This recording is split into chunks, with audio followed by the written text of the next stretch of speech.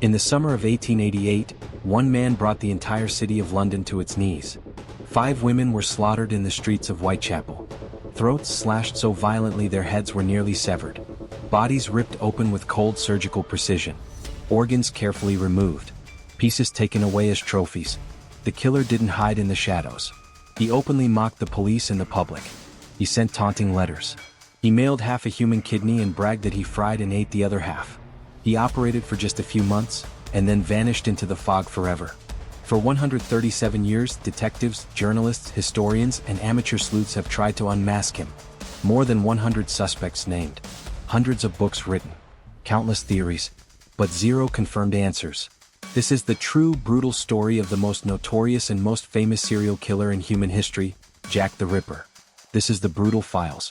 Let's open the file. What's up everyone, welcome back to the Brutal Files, the place where we cover the darkest, most twisted true crime cases in history. If you're new here, hit subscribe right now and turn on the bell icon. Today we are doing a full deep dive on Jack the Ripper. This is going to be a long one, so get comfortable. Let's begin. To understand this case, you have to understand the world in which these murders happened. 1888 London was the richest and most powerful city on earth, but the East End district of Whitechapel was a completely different reality. It was one of the poorest slums in Victorian England. Overcrowded, filthy, disease-ridden, and extremely dangerous at night. Thousands of immigrants, Irish, Polish, Russian, and Jewish refugees, were packed into tiny, decaying houses. Unemployment was massive. Alcohol was everywhere. Many families lived in single rooms with no proper sanitation. For hundreds of women, especially those who had lost their husbands or fallen into poverty, the only way to survive was prostitution. They walked the dark streets, alleys, and courtyards every single night, charging just a few pennies for their services. There was almost no street lighting. The thick yellow fog from factories and coal fires made visibility almost zero after sunset. This was the perfect environment for a predator. And in August 1888, that predator arrived. Mary Ann Nichols, the first victim. August 31, 1888. 43-year-old Mary Ann Nichols had a tragic life.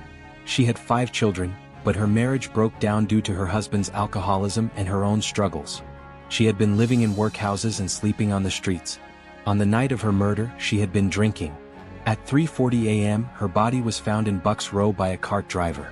Her throat was cut twice with extreme force.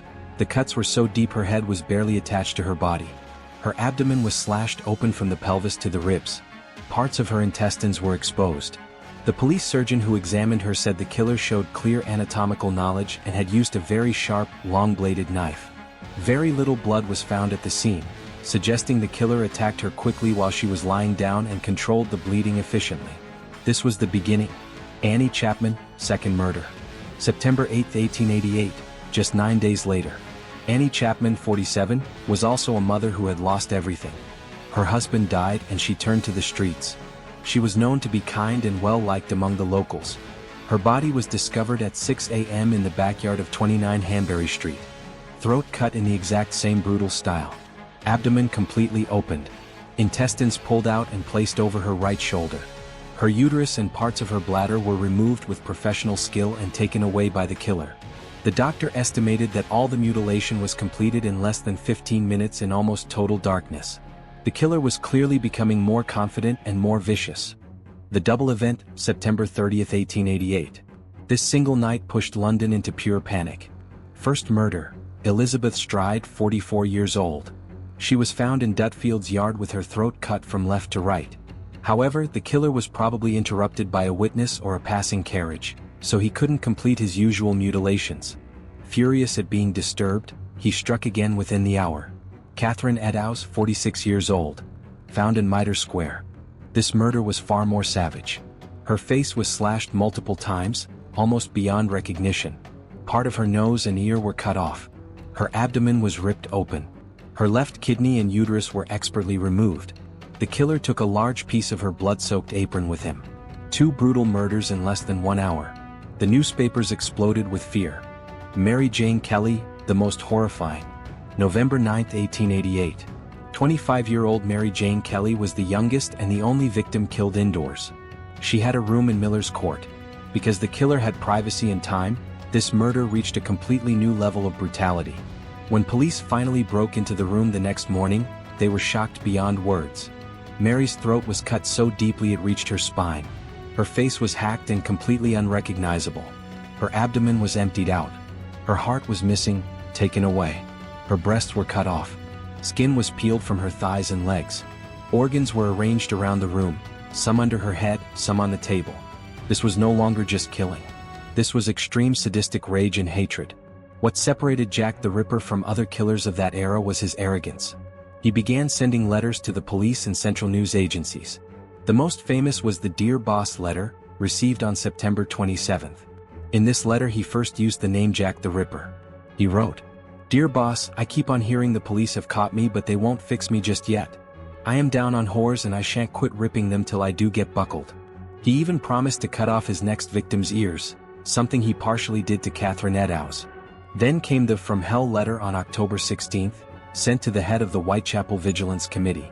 Inside the box was half a preserved human kidney. The letter said, "I send you half the kidney I took from one woman. The other piece I fried and ate.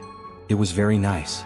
These letters created nationwide terror and turned the case into a media sensation. Hundreds of detectives from Scotland Yard and the City of London police worked day and night. They conducted massive door-to-door searches. They questioned over 300 people. They even experimented with bloodhounds.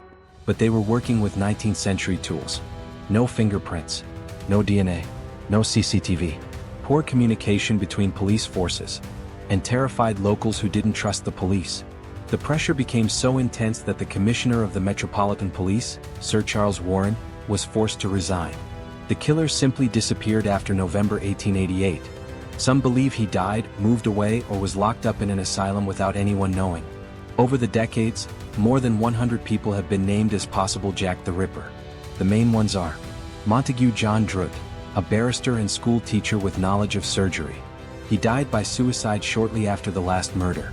Senior police officials later named him as a top suspect. Aaron Kosminski, a Polish Jewish barber who lived very close to the murder sites. He had strong hatred towards women and prostitutes. He was sent to a mental asylum.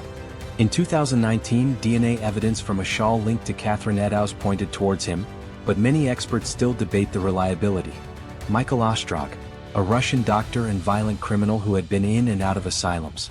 There are also wilder theories involving famous people like painter Walter Sickert, Dr. Sir William Gull, and even a member of the royal family. Most of these have been debunked, but they show how obsessed the world still is with this case. Modern criminal profilers believe the killer was a local Whitechapel resident, likely with some medical training, and probably between 25 to 40 years old. Jack the Ripper only killed for a few months, but his crimes changed history. He created the first massive media frenzy around a serial killer. His case helped develop modern police techniques and forensic science. Even today, thousands of tourists visit Whitechapel every year for Ripper walking tours. Hundreds of books, movies like From Hell, and TV series have been made.